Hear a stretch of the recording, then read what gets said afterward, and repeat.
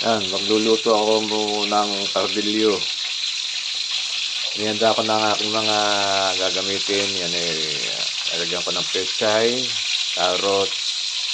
Mayroon akong dalawang itlog, sibuyas, kamatis, bawang. At pinipirito ko muna yung aking galunggong na malalaki. Yan, ginigisa ko na yung aking mga rekado. Pechay. Ilagyan ko ng paminta, pampalasa. Yan. Ilagyan ko rin siya ng oyster sauce. Yan. Para igumi. Haluin natin. Haluin natin.